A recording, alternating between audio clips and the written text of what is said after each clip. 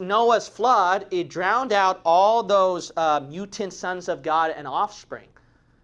But what about the creatures of the sea? Think about that. Look at Genesis 6. Look at verse 12. And God looked upon the, notice what? Earth. And behold, it was corrupt. For all flesh had corrupted his way upon the where? Earth. Now, do you know what Genesis 1 says about the earth? So we're going to look at Genesis 6 and Genesis 7. So go to Genesis chapter 7. It said all flesh died, right? So everyone died. But here's the key. It's on the earth. Now, what did Genesis 1 said about the dry land? He called the dry land what? Earth. Now look at chapter 7. Look at who died at chapter 7. Genesis 7, and we'll look at verse 21.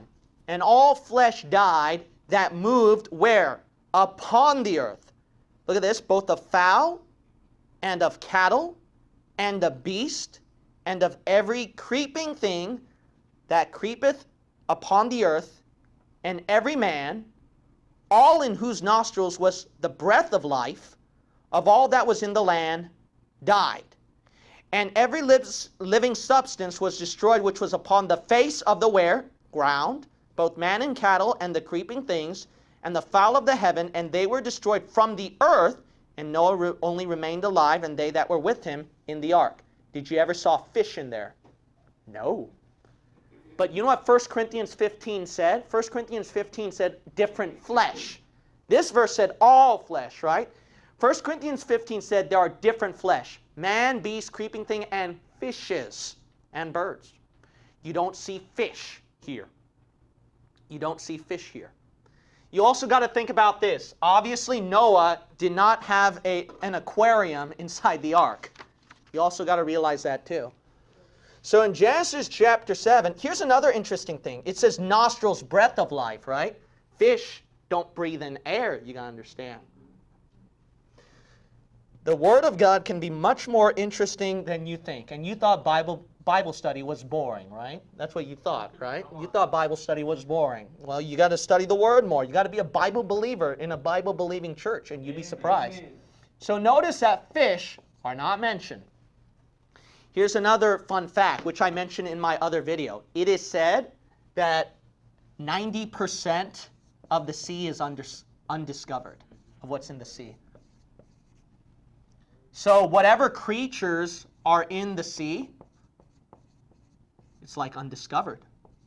Here's another interesting thing. Even scientists today talk about that when we go down, lower and lower in the sea, we see strangers and stranger creatures when we get into a darker and darker part of the sea. And there are creatures in there that we don't know about either. They'll pick out some they'll know about, but they don't know every creature in the dark bottom of the sea. But here's another interesting thing, okay? As you go deeper into the sea, where are you getting closer toward? Deeper towards the bottom of the sea is an inch closer toward hell. And you get closer toward where hell is located. But look at Jonah 2. Look at Jonah 2. This is interesting. Go to Jonah 2. Jonah, he was swallowed by a whale, right? Swallowed by a big fish. But notice as he keeps talking when he was swallowed by the fish, and it goes deeper and deeper toward the bottom and bottom, dark parts of the sea, and then he comes down to hell, it mentions. Now look at Jonah. Jonah chapter 2. And it's really interesting that he says this. First he mentions that it's in the whale's belly. Okay? That's what you're going to find out first. And then you're going to find out that he talks about in hell language. Now look at Jonah chapter 2 and look what this prophet said in verse 1. Then Jonah prayed unto the Lord his God out of where? The fish's belly. All right? Now keep reading. And said, I cried by reason of mine affliction unto the Lord, and he heard me. Out of the belly of where? Hell, cried I. Well, that's not literally hell. Well, keep reading here, okay? Verse 3, for thou hast cast me into the deep, in the midst of the seas, and the floods compassed me about. All thy billows and thy waves passed over me. So notice that he's like at the bottom of the sea here, all right? But keep reading as it goes lower. Verse 5, the waters compassed me about, even to the where? Soul. It's transitioning. It's transitioning from something physical to something spiritual. The depth closed me round about. The weaves were wrapped about my head. Now look at this part here. Verse 6. I went down to the where? Bottoms of the mountains. The earth with her bars, notice, was about me forever. Look at this. So he's at the bottom of the mountains, and the earth, like bars, is about him, surrounding him. So he's in an enclosed space of the earth at the bottom of the mountains. It says bars of the earth, right? Hell has what? Bars.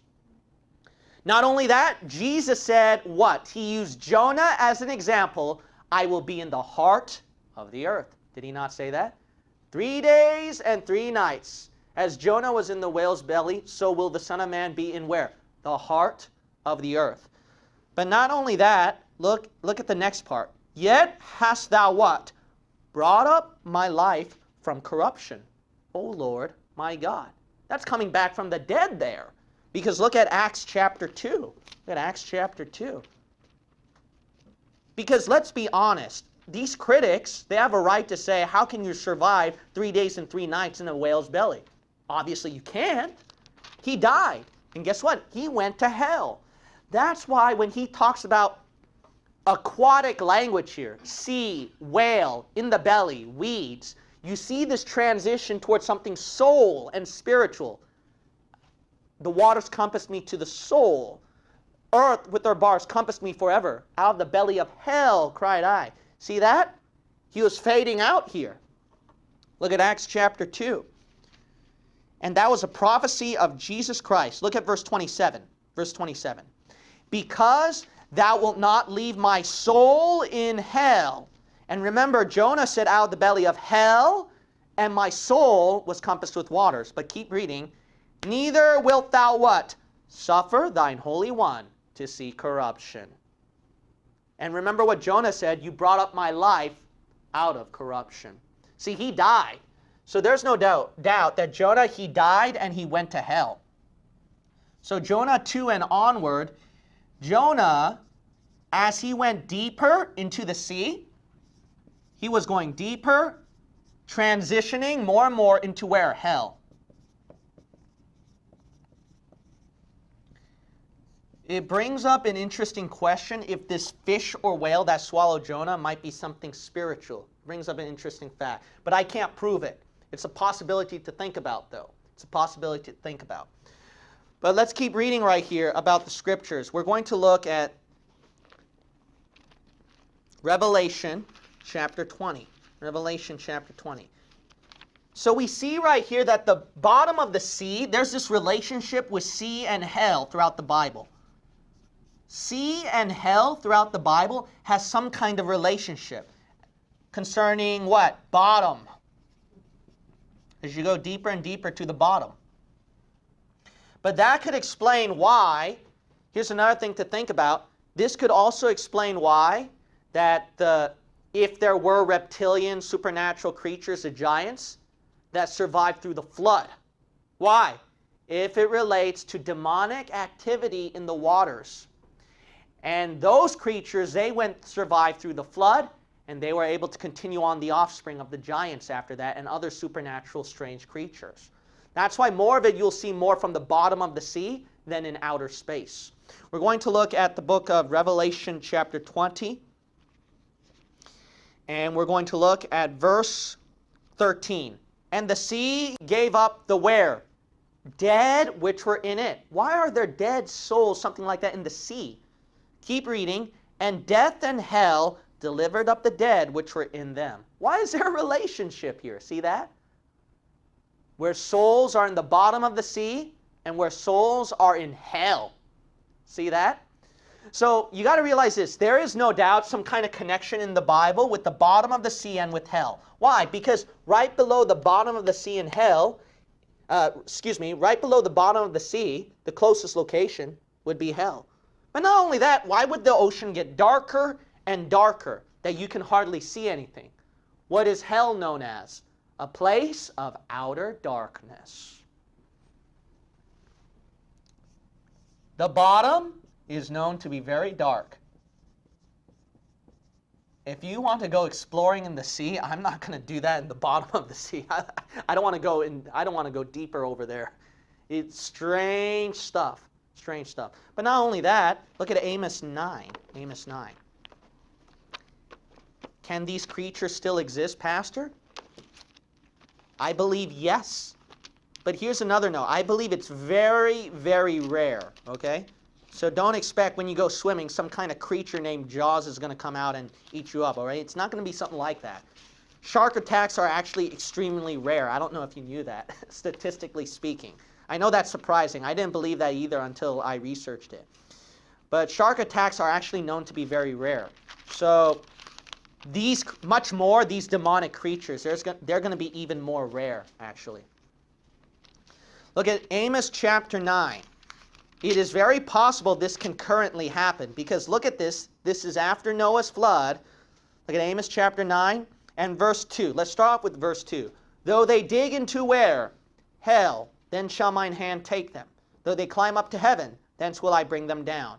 Now look what follows with going deeper into hell and going higher to heaven. Look at verse 3. And though they hide them, and though they hide themselves in the top of Carmel, I will search and take them out thence. And though they be hid from my sight in where? The bottom of the sea. Look at this. Thence will I command the serpent, and he shall bite them. Ooh, do you know who that serpent is? The serpent? That's Revelation 12. That's Leviathan. Look at, I showed it in my other video, so I'm not going to do it here, but you can look at Revelation 12. That old serpent called the devil and Satan, that deceiveth the whole world. You look at the book of Isaiah. Leviathan, that crooked serpent. He shall slay the dragon that is in the sea. So you got to realize this Leviathan, he's not just swimming. I showed you videos, a lot of videos about demonic activity in outer space. That's why weird stuff like UFOs. Satan, he fought against Michael and his angels at the stars of heaven, outer space. That's why Satan's connected with the prince of the power of the air. A lot of it is up there. But you got to realize this. It's not just outer space. It's also in the bottom of the sea. You know why? Because hell is over there. You got to realize that. Hell is located down there. That's where the devils are. They're in hell. So he has a lot of activity going down right there too. It's extremely interesting. That's why I don't want to go down like really deep, deep, deep. You don't know what might happen. You don't know what might happen when you go across there. But not only that, a lot of it is undiscovered at the sea. That's why you see a lot of strange creatures. How did these giants and supernatural creatures survive? Perhaps they came up out of the sea. Perhaps when the water started to abate, and some of these sons of God, well, not sons of God, it would be the mutants, reptilians, and these weird creatures would start to come out again, and that's how the giants came across the land again. One more gold mine. I taught this at a different study. One of the lowest elevations in the world is the Dead Sea. Interesting, dead and sea. And guess what? Sodom and Gomorrah, they were burned with hellfire, literally hellfire, right? They were no more than 20 miles away from the Dead Sea. A lot of connection right there with the bottom of the sea, with the top of hell.